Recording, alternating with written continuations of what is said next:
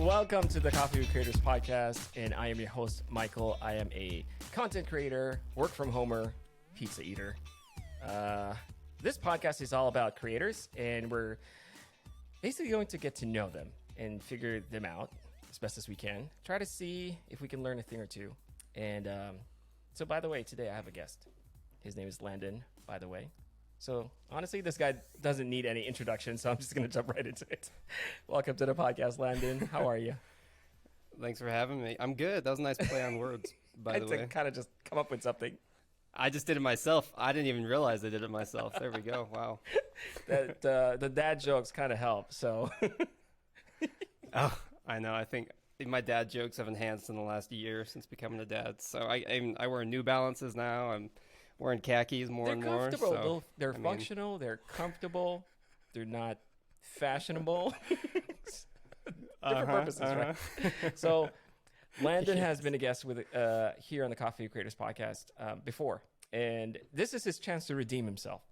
I'm kind of making fun of him because the last time. Oh my gosh. If for those who didn't listen to that episode, I wouldn't blame you, by the way, for not listening to it. When I recorded the audio on my end, I used my laptop audio from the built-in microphone and not like the Rode microphone. So it sounded like I was on the phone, like through a tunnel, basically talking to you guys. It sounded so bad. And I remember very clearly too, like the moment you popped on screen, because that was the first time we started Coffee Creators. And the moment you popped on screen, Chelsea and I were like, whoa, look at how professional Landon is. Like, it looks amazing. Like, here is a full-time filmmaker. That's what we were saying. It looks amazing. And then, obviously, after the recording, listen to the audio, I'm like, ugh. Like, I don't have the heart to tell Landon that his audio wasn't really good. But yeah. Yeah, that was pretty sad. Not at all. It was on brand.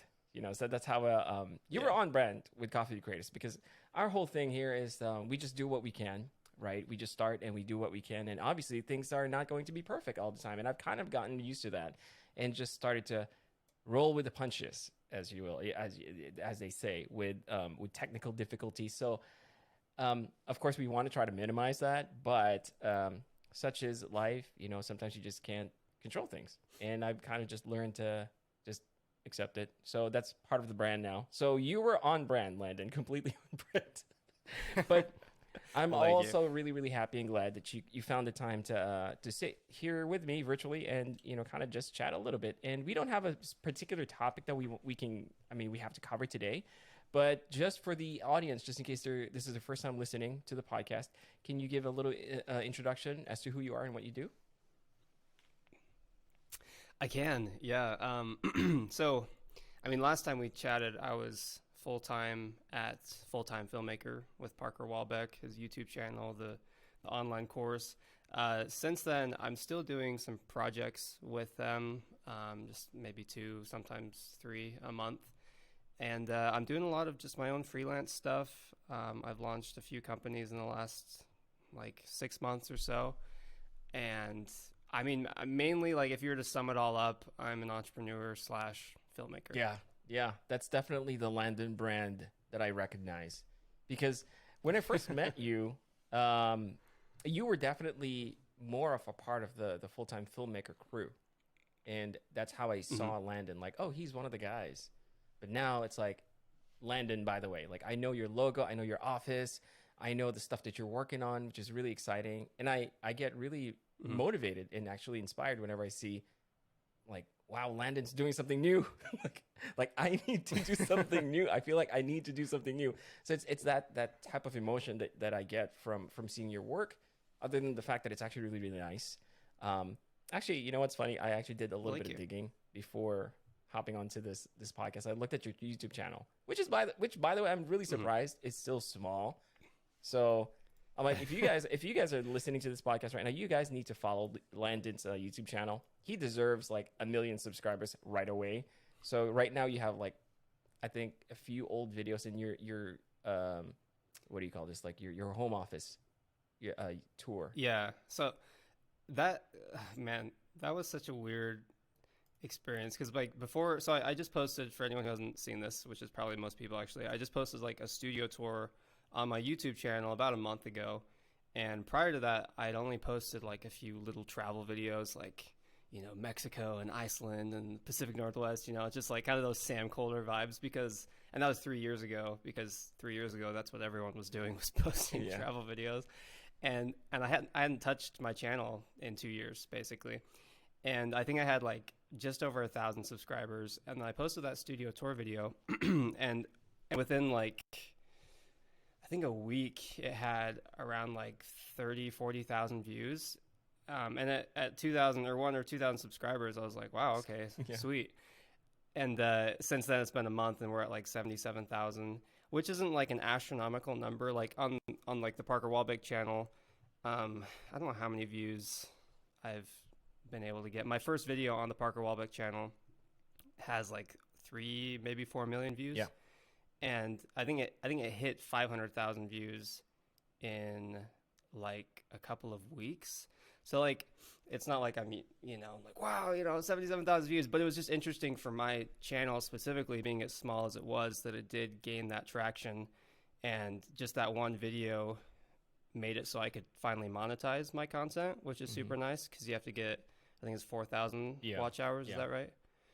And then I gained like 4,000 subscribers from that, basically from that one video. So now I'm at 6,000 subscribers. So it was more than anything just kind of like a test to see, like, could I create a channel? Could my branding, you know, be strong enough for YouTube? And like, could it stand alone on YouTube? Could I build an audience there? You know, so I just kind of been interesting to look at the analytics of that video. What are your initial impressions? Like, even before you posted that video, did you really think that your brand wouldn't be able to stand on its own? I don't know.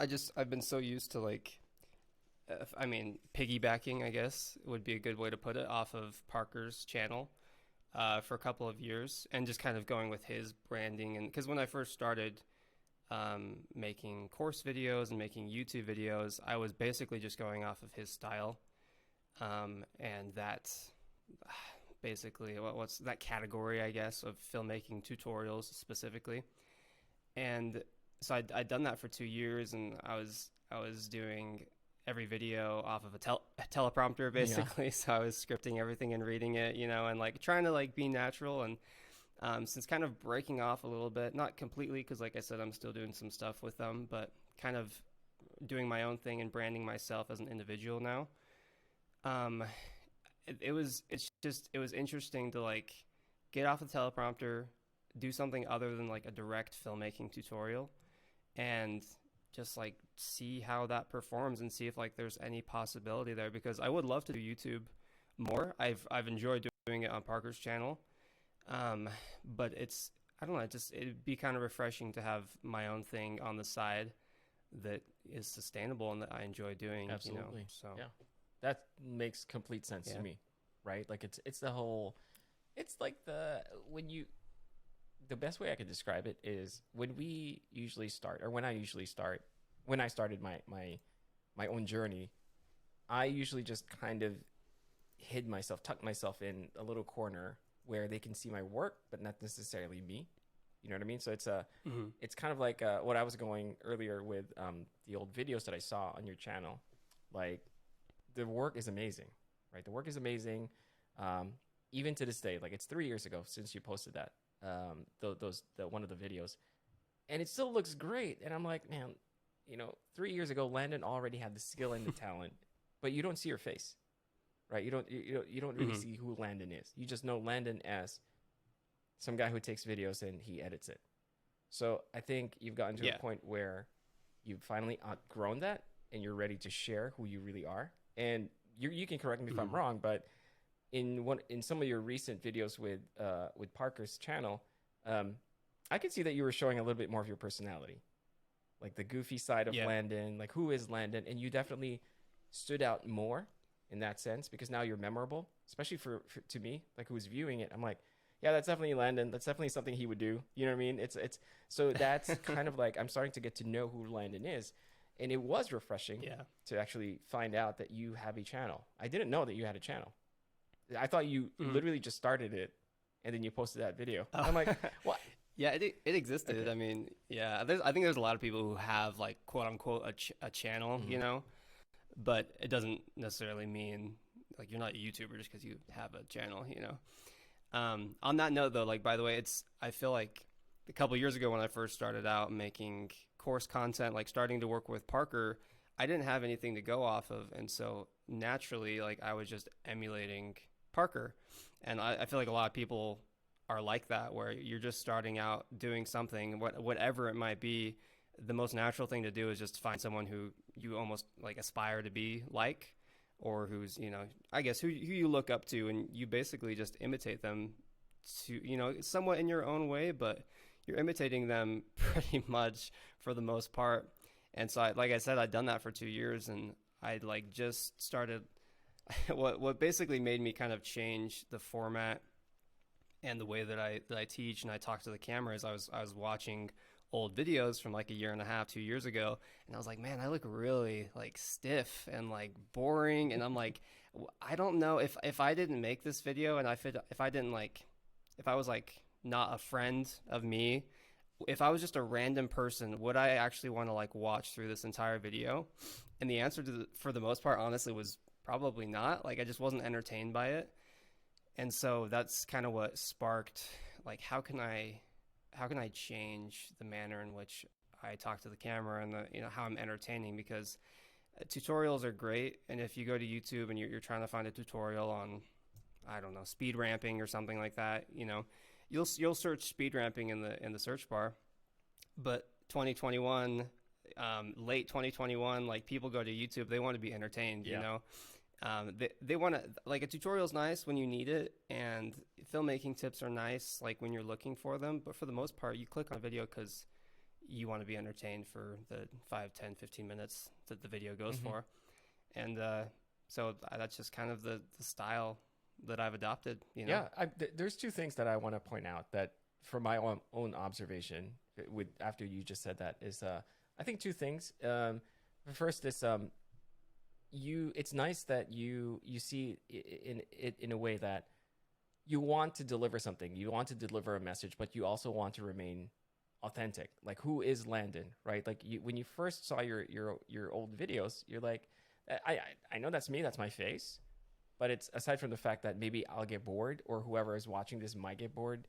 um it doesn't feel like me. Like, that's not how I would deliver something. So I think if, again, you can correct me, but I think what you're trying to do is you're trying to bring a little bit more um, human, like a more human side to the videos, by introducing a little bit more of your Yeah. personality, right? And it feels more Yeah, authentic, right? Like, absolutely. because it's you.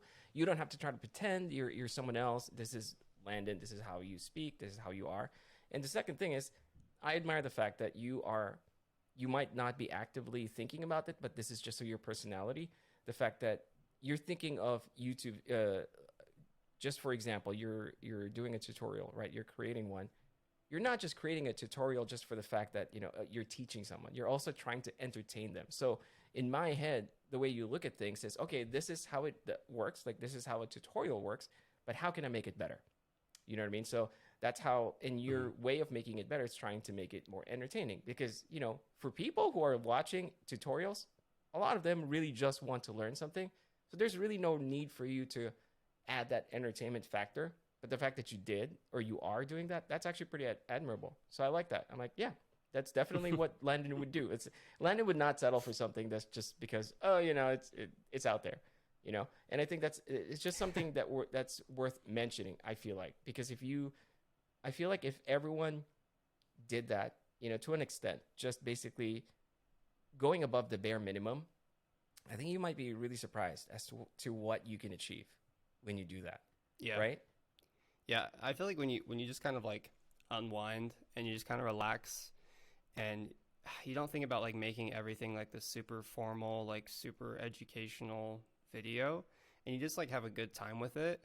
Like that's when I feel like things start to take off and you get more comfortable, and videos are less stressful, because at the peak of full-time filmmaker, like we were doing a ton of views. I think at the peak we had like 10 or 11 million views in a month, which for our channel was really good. I mean, Mr. Beast probably gets like a billion. Yeah. So, but for our channel, it's like, wow, like that's really good. But at the same time, near that peak, I was also just exhausted, Yeah. you know, like so tired because everything had to be just so like clean cut in my mind, at least. Um, and I don't know, like I had a hard time like getting past that. But now that I'm taking somewhat of a more relaxed approach, but still like professional and entertaining, I'm not scripting anything. I'm doing like bullet points, if anything. And I have so much more time to like focus on the just focus on different things and just prioritize differently, basically. It's been so refreshing to just focus on the entertainment side, Yeah, you know. yeah. So let's talk a little bit about that one because we kind of touched on this before I hit record. Actually, I forgot to hit record in the beginning. Landon and I talking. Oh. Like, oh, I forgot to I hit was like, record. you didn't hit record? We've been talking for 10 minutes. This is just a warm up. Okay. No, just kidding. So when Landon got on the screen, I asked him how he was doing, and I'll be honest with you, you look a little bit stressed. And so I wanted to make sure that you were okay. I didn't want to have you on the podcast and be like, let me get through this thing. You know what I mean? Like, definitely, if you need the time, then yeah, let me know. Like, we're people, and that's the thing. Like, I think that's what I want people to feel when they're on this podcast. Like, you and I are just having a cup of coffee. We're not. We're not right now. I'm drinking tea, but yeah, I have Red Bull. Does that count? Drinking Red Bull.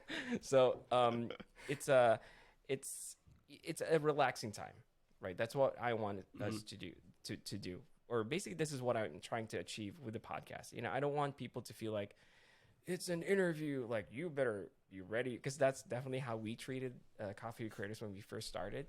And then I realized that, like you said, you get so busy, you get so caught up with the process, and then it starts to feel like it's not enjoyable anymore. You know what I mean? It's just like, okay, well, why am I doing this? Right. So yeah, my first episode with you guys was like a interrogation. Like, I thought I'm sorry. Because I thought I was on like CSI, Aside from me and Chelsea asking questions, we had the audience asking you questions, and I felt bad after. I'm like, okay, we're not going to do that again. It's like, no, I really enjoyed it, but it was like holy, like there's so many questions, and I was like, Yeah. okay, like this is what I would do in this scenario. Like, there's just so many things, but it was fun.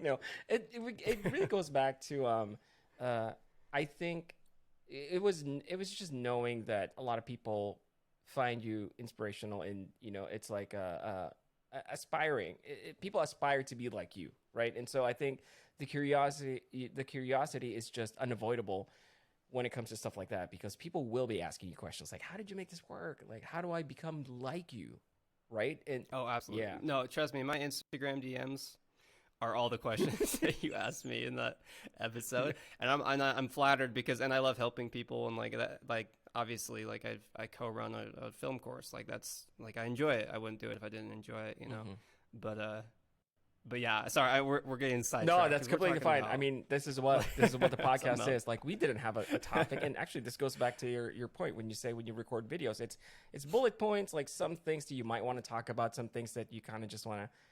That's how I'm treating this, honestly. So we don't have to. Don't worry about it. Like, if we go a completely different tangent, that's completely fine. I actually prefer that, just because it makes me. Okay. Yeah, it also makes me feel relaxed.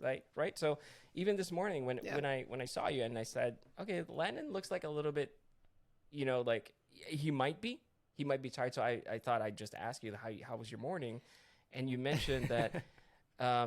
It was a little rough. Maybe not rough. I don't know how to define it exactly, but that's kind of like what it wasn't the perfect morning, basically. So what I want, So what I want to ask you is basically, how do you manage that? How do you go about your day when things kind of start off a little, less ideal, I guess.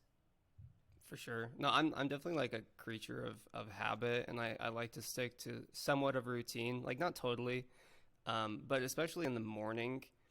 I want to make sure that, like, I'm how do I explain that? Like, I want to do things in a certain way, and I have just a general way that I've, started my mornings for the last like year, and it's just it's a routine that I've basically fine-tuned over the last few years, and I've just found like a system that works for me, but it requires like a lot of things to just fall perfectly into place. Otherwise, like, that whole schedule gets skewed. So like this morning, for example, by the way, I'm not like tired. I was just kind of like a little frazzled. That's probably the best way of putting it. Where it's just like one of those mornings where I'm like, like it, didn't like go as well as I thought it would go, But I try to. This sounds so. And by the way, this is such like first world, like oh my morning didn't go perfectly, like that's what this conversation is. But I mean, if you want to hit like peak productivity, it's something to definitely like consider and analyze and see like what can you do to kind of optimize your mornings and your days. Okay. But today, I mean, I just every day I have a salad, as stupid as that sounds. And today I did not have my salad. So. But I feel like that's an office quote. Well, he's like, every day I have a blueberry muffin, and today I didn't have a blueberry.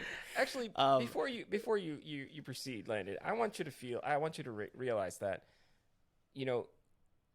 I didn't ask that question because I feel like I don't want people to think that we are definitely talking about first world problems. I think what we're talking about is, or what I want to touch on is real, like human problems, right? Like you are a dad, you're a father. I'm a parent myself, and having a system is super important.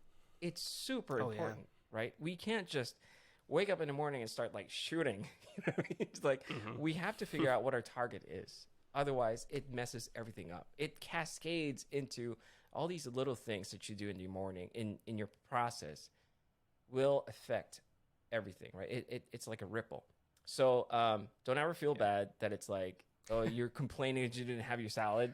I know that does sound funny if you really think about it. But if it is part of your process, like sometimes like me, for example, and it's super petty, right? Like the things that annoy me are super petty for some people, but it's not petty for me because it's part of my process, right? So when I wake up in the morning, I get my kids ready.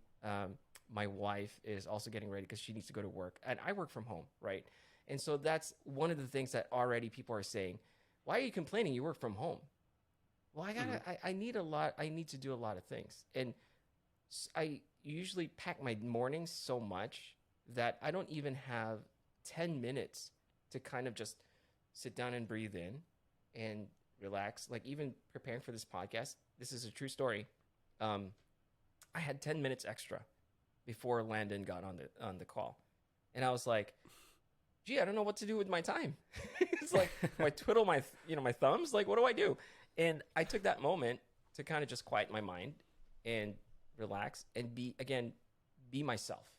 Because I think if I don't do that, if I just focus too much on the things that I feel like I need to do, I ultimately get into this whole mindset that I need to get the work done, and a part of me, my personality, is kind of lost. So I guess I talk about like going to like a different tangent, Landon, but I just wanted to say that because I feel like what you were feeling this morning was you were frazzled, and that's completely valid. That's not necessarily like a first world problem. You know what I mean? So so I appreciate you sharing that. But I guess I just wanted to share my own bits.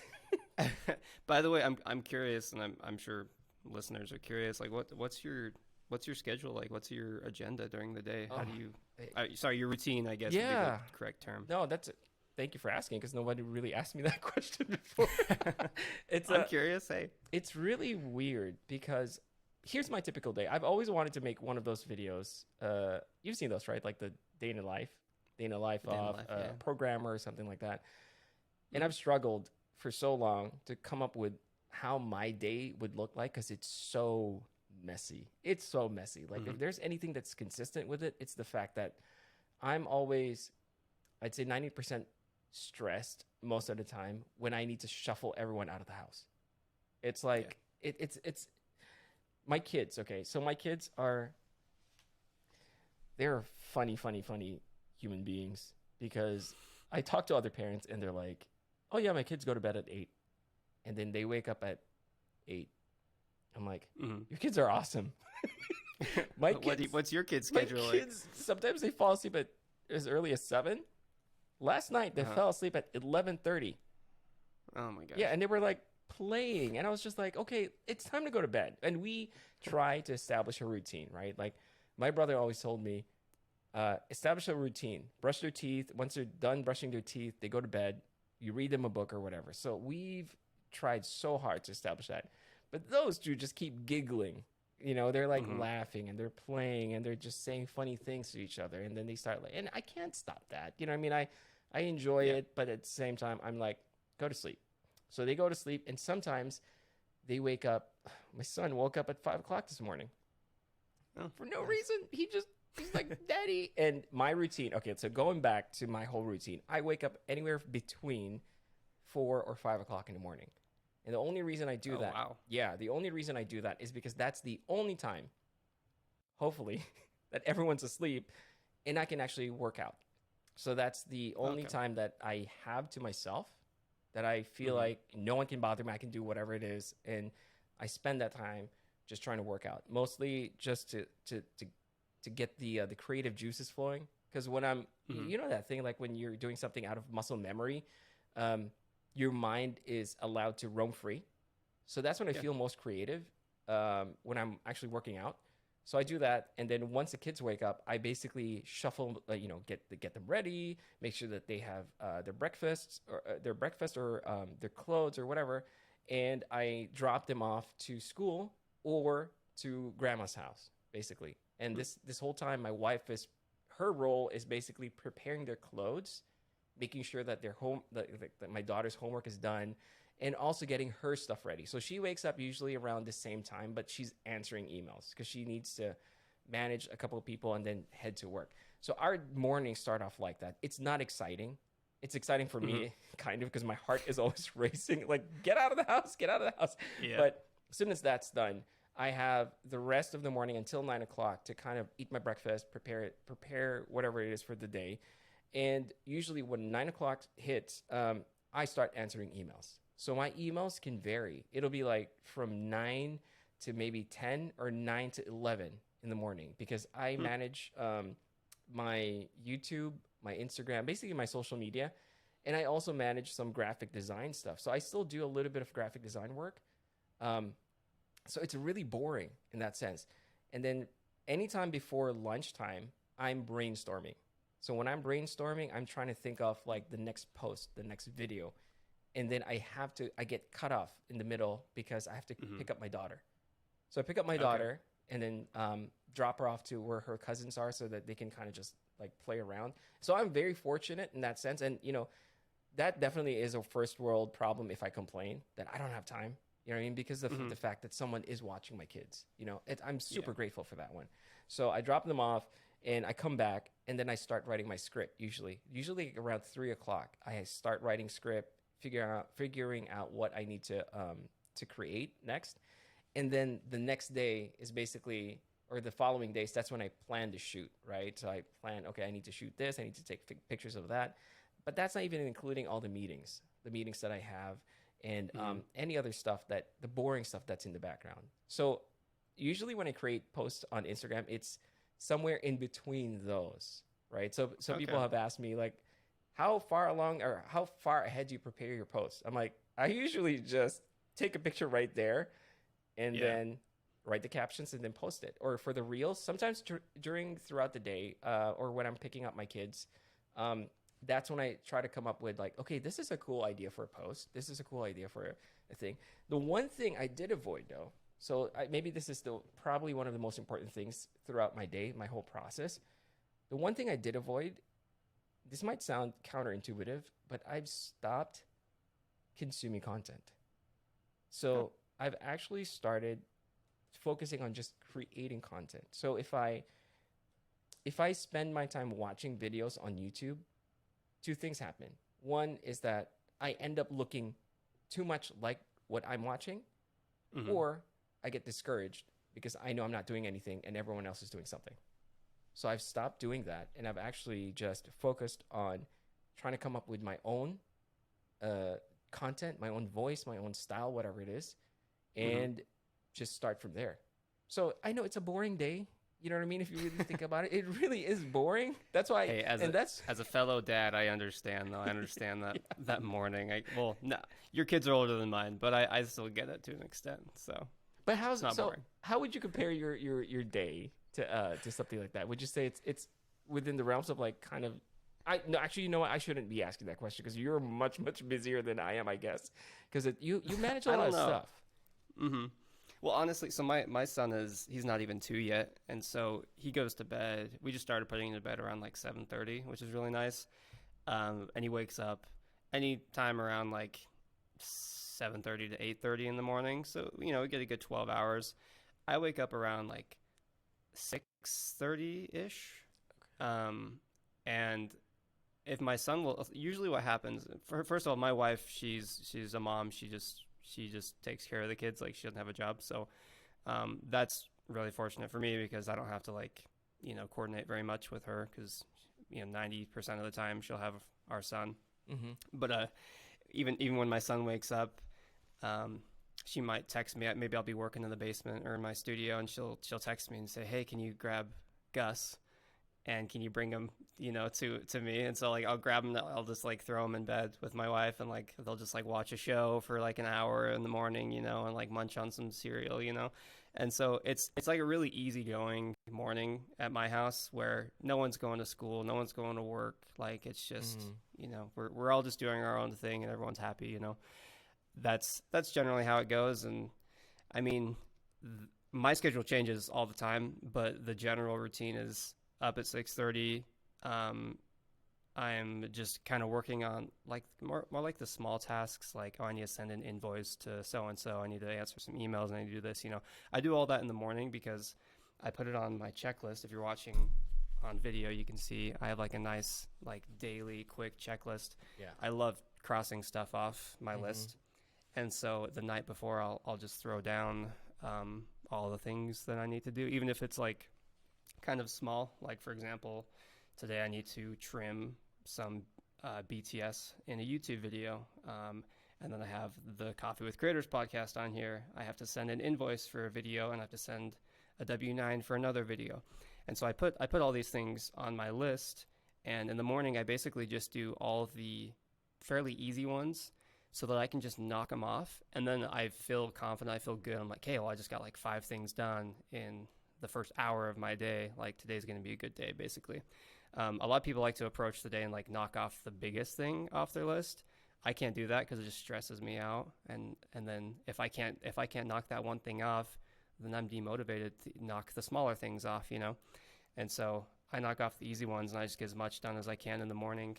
And in between when I'm working, I go upstairs. Most of the time my wife and kid are up there, and I hang out with them and play with them for a bit, maybe like 30 minutes at a time, and I come back down and I work some more. So I feel like I'm pretty fortunate in that regard where I work from home, so I can get as much work done as I want to. But if I ever want a break, I have family time immediately that I can fall back on. And it's an amazing, like, fortunate situation that I'm lucky enough to have. It's beautiful. So, it's beautiful. yeah. I love that. I mean, I get that. Like when my daughter was born, my wife was obviously, she was home as well because she was still on maternity leave.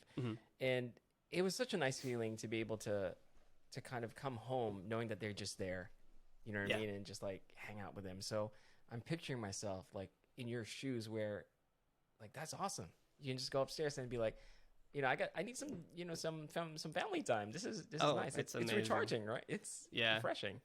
It's amazing. I'll go upstairs and I'll play with the Matchbox cars with my son real quick, and like, I don't know, like it's super refreshing. I feel like it's something that's overlooked as you're coming up in the business world, as you're working on companies, working on your own business, whatever it might be. Like, having a family, you might think is going to be a burden, but I think if anything, it makes it easier, and it makes it easier to work, and it gives you something to work towards more than just yourself.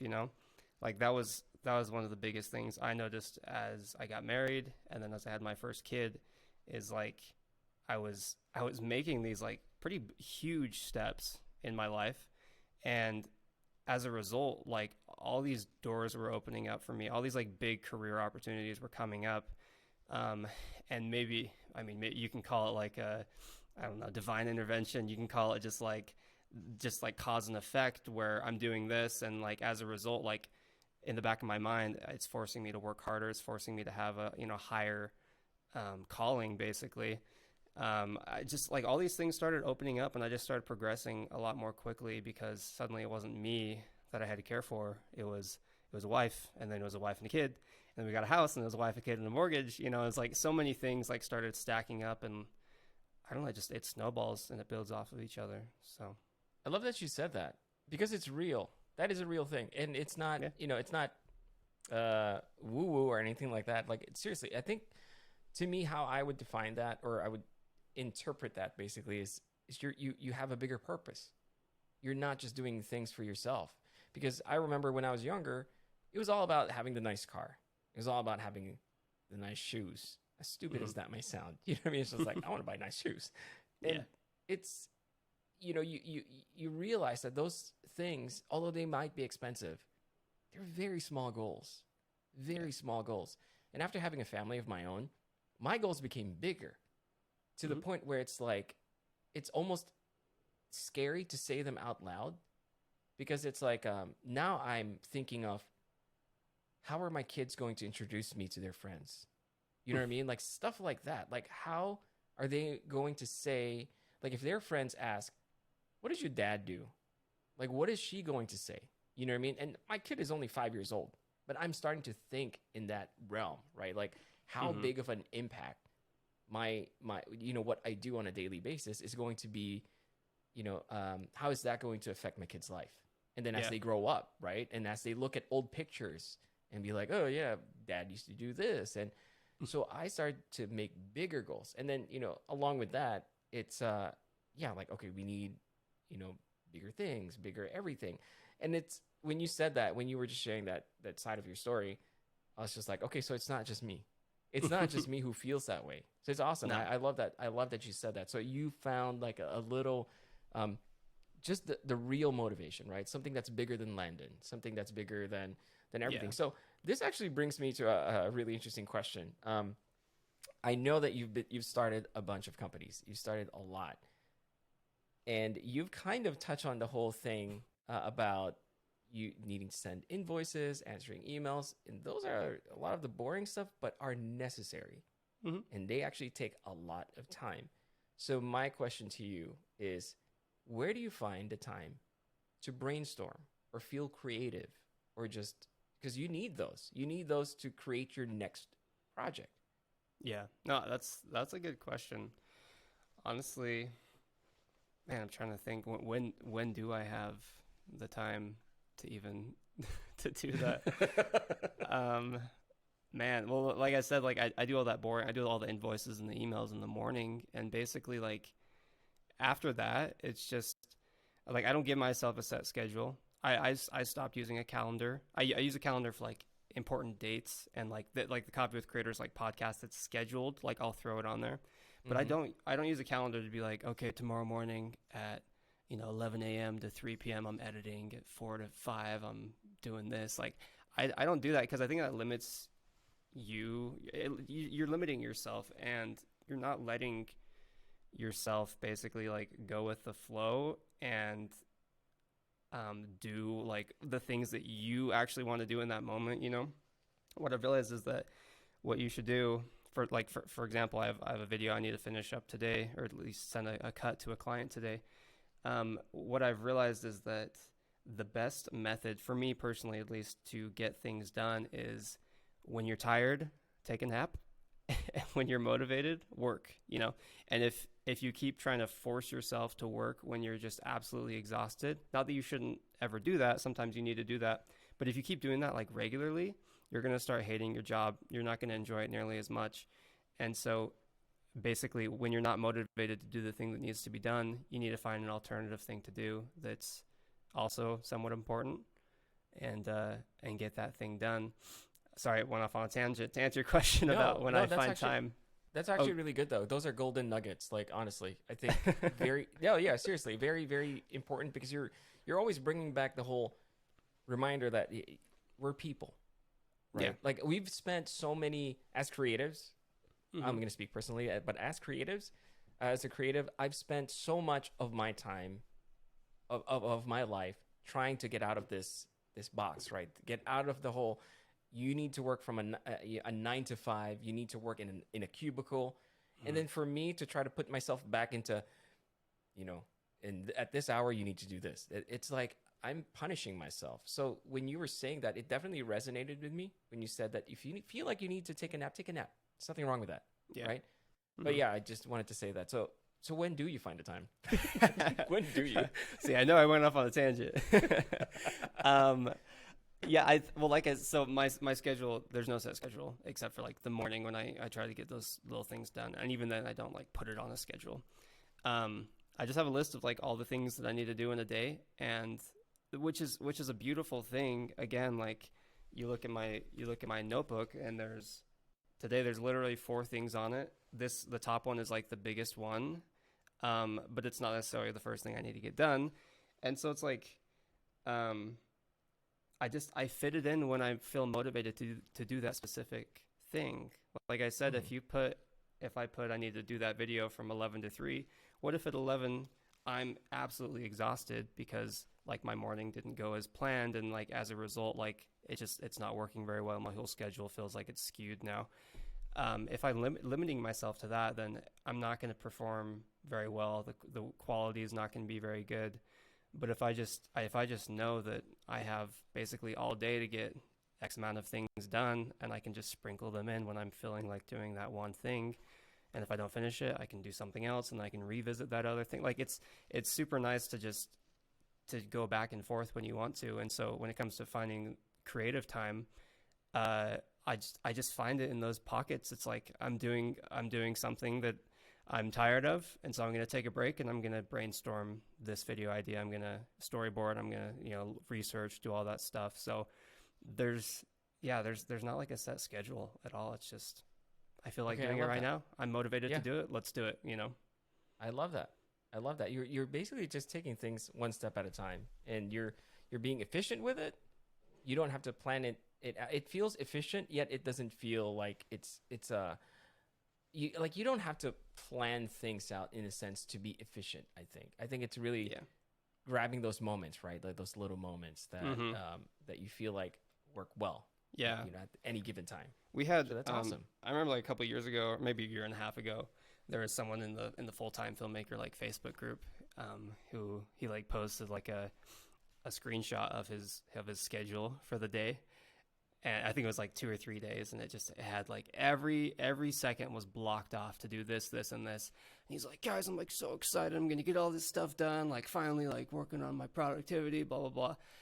And I commented it, and I wasn't like it's not like it's my way or the highway, like this is just what works for me, what I've just explained. But I told him, I'm like, good for you, man. Like that's awesome. Like just like something to like kind of keep in mind is that, again, when you block things off, you're limiting yourself without even realizing it. And I that's something like that just isn't usually very sustainable. You can't do that for very long periods of time. And so I was just kind of real with it. I'm like, that's just me. Like, definitely like try it out, figure out what works for you. But that's not how I operate. And I think by doing this, you're probably going to figure out different things that work and don't work for you. And you're going to be optimizing it as you go, So, yeah.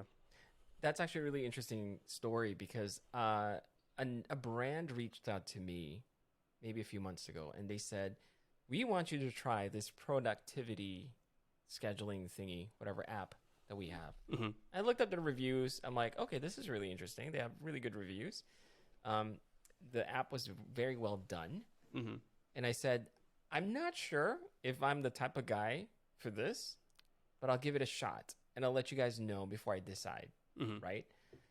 I think I spent like a day like using the app, and then eventually I'm like, I'm not going to use this thing. That's the thing too, is that these like quote unquote productivity apps, they might be designed really well. They might have a really nice minimal UI that makes it easier for you to kind of get into it. But at the end of the day, if they're overcomplicating how you approach the tasks that you need to get done, then they're counterintuitive, you know. It's counterintuitive, but I think for the most part, my biggest issue with it is it didn't feel right to like log every single thing that I was doing. Yeah. Because I started to feel like I was being monitored by myself. Mm-hmm. You know what I mean? It's just like, are you being productive? Like, no, I'm cracking the whip on myself. Like, it doesn't make sense. Like, why do I feel this way? And it actually sapped out all the creativity out of me because I'm so focused on trying to be productive. In a sense, I was programming myself to be a robot. Yeah. So yeah, ultimately I said, you know what? This isn't for me. And I kind of thought about it. I said, maybe I felt bad because it's like, am I not being productive? Mm-hmm. But I felt like I was, but in my own way. And so after you shared your story earlier, kind of validated my that belief that I just have my own system.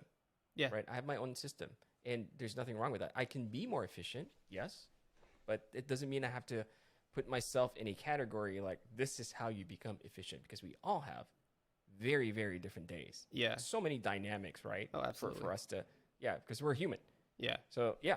No, absolutely. I genuinely believe that your personal productivity is based on a combination of productivity hacks, and the combination is different for everyone. Basically, I've over like the years, I've made a list, literally a list of all the different hacks, like productivity hacks that I've come across, and like analyzed and like tried everything out, and like not and this is sounding too mathematical. I'm not like, okay, like x plus y equal whatever. I've just like noticed, like I do this and that helps me. I also do this and that helps me, and this and this. I just noticed that, and like I said, that's my system, but that's not everyone's system. And so I feel like for anyone who's like trying to be more productive, like there's not one set way to do it. I think you're going to find that you're just going to create your own combination, and that's going to be your unique combination that works for you. Yeah, there you go. So if you guys are listening to this and you're wondering what Landon's productivity tips are, do your thing. Do you, basically, and just figure it out. Yeah. No, I think that's a really good and honest advice. Yeah. Because that's kind of like how I approach things as well. Seriously. It's especially, I mean, consider this. You guys are listening to someone who, not me, but to Landon, who's managing multiple things, right? And he's also a dad. Hey, you are too. I am too. But I'm, productivity and me, they just don't. I think you're selling yourself short, Michael. I think you're doing great. I appreciate that. Thank you. Landon, actually, before I know you've got a busy day go ahead of you. So what we're gonna do is we're gonna wrap this up. But before we do that, I want to ask you one thing. What's next for Landon, by the way? Man, honestly, right now, what I've been doing. First of all, we already talked about YouTube. I'm kind of casually like seeing where that goes, and I have another video that I'll be doing here probably in the next couple of weeks. But right now I'm working on basically just gathering a bunch of retainer clients. And hopefully this isn't just applicable to me as a videographer, but I mean, photographer, graphic designer, I think or code or programmer, I think that could go for a lot of people. What I'm working on right now is gathering retainers where a company will pay me X every month to produce a set amount of content. And it's a number, it's a figure that I can count on every month. And they can count on having that content every month. And I'm gathering a bunch of those, and I feel like that has been like the biggest life hack, or maybe more career hack, in getting my freelance like off the ground. Because to put into context, for those who don't know, like I did full-time filmmaker, the online course, for a couple of years, making YouTube video, and it was content that I could always count on, and it paid very well, and I never had to worry about like finding clients, And then once I kind of stepped away from that, and I'm just doing like individual projects with them, I had to actually basically start from scratch, like as a videographer. And it was so much harder than I realized to actually like create a good amount of income as a videographer, like to start out. And the biggest hack I found, like I said, was retainers and having a set amount of work, because otherwise you're contacting a company and you're like, hey, I'll do this video for, $1,500.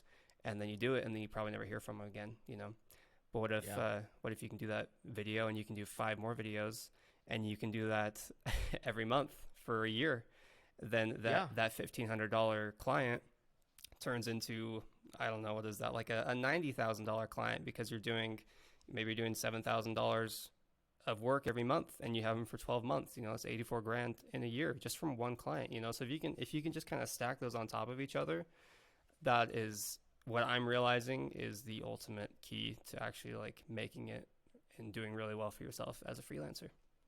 That's solid advice right there. And not only that, because you're doing it like consistently, you're finding more ways to become more efficient as you keep doing it. Yeah. So you're there's no more trying to figure each other out at this point, because it's a familiar client, right? Like it's you're building that relationship.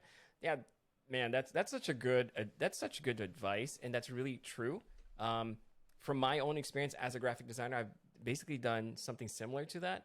And I think, to your point, that's really how you grow, because now you've found a system, and you just basically take care of that system, and then you use that to free up a little bit more time and then explore more. Yeah. It's awesome. I love that you said it, because I wouldn't have been able to, I guess, communicate that well like the way you did. I think that's awesome. Well, to add on to that real quick, I don't want to take too much time, but like I feel like as a freelancer in any category, basically, you almost set like a ceiling for yourself. It's like you can only spread yourself so thin. You can only do like so many videos or projects, a month. So say you can only handle maybe $5,000 of work a month. You're basically limiting yourself to make $60,000 a year. But if you can basically have a bunch of retainer clients that are hiring, you to do so much work every month, and you're getting paid for them, you can keep stacking them on, and you can actually hire out, and you can have more people working under you to handle those clients. And so you're freeing up more time. You're definitely getting past that $60,000 mark, and you can just keep adding on clients over and over, keep hiring out. Like, you can create an entire agency just by starting out with retainer clients and getting that going. And not that I have like a huge agency by any means. That's what I'm realizing, is that once you get that ball rolling, like it just keeps going basically, and you can't stop it. So. And right there, ladies and gentlemen, is really a secret that's not really a secret. That's absolutely true what Landon said. That's how I've been building my graphic design business for a while now. The hardest part of that is really finding people that are reliable. Yeah. Right? Like, if you hire someone that has the same quality, and reliability is probably the most important thing for me. So that's a different topic. That's a different process. But it is exactly what Landon said. That's how you do it. Like, you keep doing that. You stack them on top of each other, and you will be surprised at how happy your clients are and how happy you are. Because you're letting yourself grow in that sense. That's awesome. Absolutely. Dude, I feel like we need to come back at some point in this Copy Creators and revisit that one topic. Actually, that's really interesting to talk about, because I think a lot of people don't realize how important that is. And I'm not trying to like get on my soapbox and preach, because like I'm in the process of doing that. I'm not like this huge agency, like I said, but I mean, like I'm learning so many things, and I'm figuring things out, and I'm adding on clients like every week, and it's been super interesting. So yeah, I mean, maybe whenever we come back, maybe we'll be at like a really good point, and I can actually share a little bit more personal experience. That would be wonderful. Yeah, let's do it. Yeah. Why not? That would be wonderful. Yeah, exactly. Because also another topic that we can talk about, like, because sometimes like one of the questions that I get asked, like, well, what will the client say if you hire someone out? Like, first of all, they're not going to ask that, because one thing a lot of people forget to realize, and I think it's something that's very common for creatives, is that, because it's the whole imposter syndrome, right? Like, they're saying, well, it's not me who worked on it. Like, no. Like, listen, your clients, most of the time, I'd say 99% of the time, all they care about is the end result. Yeah. If you can deliver that end result to them, they don't really care who works on it. Yeah. Right? Absolutely. But they're looking for someone that they can rely on.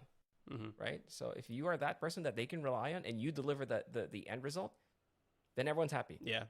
Well, but again, that's a different topic. No, on that note too, like, because my business is legally LLC. It's Landon Bytheway Films, and I made that when I was doing wedding videos, and so it was just kind of like the classic, like your name, and then you put films at the end. That's what everyone was doing. And so that's like my legal name. And now like my personal brand is Landon BTW. And since doing these retainer clients, I just barely started a new company called Studio, Studio. And Studio is basically like the parent company that houses Landon BTW, or Landon By the Way Films, I guess legally. And by taking my name out of the business name, my personal name, it frees it up, and then it lowers the confusion of potential clients and actual clients that like, oh, we're hiring Landon By the Way Films, we're going to get Landon By the Way Films. It's like, no, you're hiring Studio. Right. Mm-hmm. And yes, Landon BTW, Landon By the Way is a part of Studio, but it doesn't mean you're getting Landon By the Way at every shoot. You know, you're going to get like the same quality. We're going to make sure that the quality is upheld and everything. But by changing the parent company, the main name to Studio, in my mind, that's the thinking at least, is that it frees it up. There's no confusion with any clients. So that's one that I literally just created in the last like week, is Studio. And so we're going to see how that performs and if it helps us scale any more quickly. So wow, that's actually really good. That's a good point, and that's a good perspective. I never really considered that. I mean, now it makes sense why Facebook changed to Meta. You know what I mean? Because to avoid that confusion, it's not. I don't know if you notice it, but if you open up Instagram, it doesn't say Instagram by Facebook anymore. It says Instagram by Meta. I'm like, oh, yeah, it does kind of avoid like it's there are reasons basically for doing that. So that's actually a really good point. So I should change my initial design, because that's exactly what I did. Like you said, just add film, but for me, I added design. Michael's on his computer. He's like, LegalZoom.com. Let me change his name. Yeah. All right. Well, Landon, thank you so much for finding the time to be with me here in the Coffee Creators podcast. Obviously, I know people already know who you are and where to find you, but please do share with the audience where they can find you. I'm not Tom Cruise, Mike. It's like, yeah, you guys know who he is. No, everyone knows where Landon not is. Not even a little bit. So I go by Landon BTW. My last name is By the Way, so BTW. On Instagram, my YouTube is just Landon By the Way. I mean, Landon BTW on Instagram is where I'm most active. So definitely check me out there. If you want to follow Studio, which I just started. By the way, the Instagram handle was not available, so it's stu.diio. So, but Studio, I mean, you get the idea. If you want to check that out, then be my guest. Like, I'd love to kind of build the following up there a little bit. It's going to be a little bit more professional, a little bit more formal, less on like the personal side of me, Landon BTW, and more just on like the production company itself. But yeah. That's awesome. I'm definitely going to give you a follow. Please. I definitely want to see how it grows, and I know it's going to grow. So I'd love to just watch it. You know, I'll be on the sidelines. I'll be like, yay! So that's awesome. I appreciate it. And yes, in the future, Landon, when things are a little bit more, when we find some time, I would love to have you back on the Coffee Creators. Yeah, and Mike, honestly, I'm busy, but I'm not that busy. Okay. Like I said, I have no Tomorrow, schedule. Then I'm just kidding. Yeah, please. No, I have no schedule, so like I am always down. Like literally, hit me up. Like I can almost always squeeze you in. So just let me know. Oh, I appreciate that. Thank you so much. You don't know how much that means to me. Thank you. Let's do All it. right. Well. All right, awesome. Well, guys, thank you so much for listening to this episode of the Coffee with Creators podcast. I just wanted to share a couple of things. Please help support the show by sharing this with your friends and your family so that we can help it, you can help us grow, basically. And also interact with us on Spotify. For every episode now, you can actually, I added some questions or some polls or, whatever. If you do comment and interact, I will share that in the future show. Also, reach out to us on Instagram at CoffeeWCreators or email us at coffeewithcreatorspodcast@gmail.com. Kind of embarrassing because it's kind of long. But also on YouTube, help us reach 100 subscribers because that'll make us easier to find. And on that note, this episode is also going on YouTube as soon as this goes live on Spotify. So please check us out there so you can see Landon and myself, just chatting. And on behalf of my co-host Chelsea, who is still on vacation, thank you for listening to the Coffee with Creators podcast, and we hope to have you back again next time. Take care.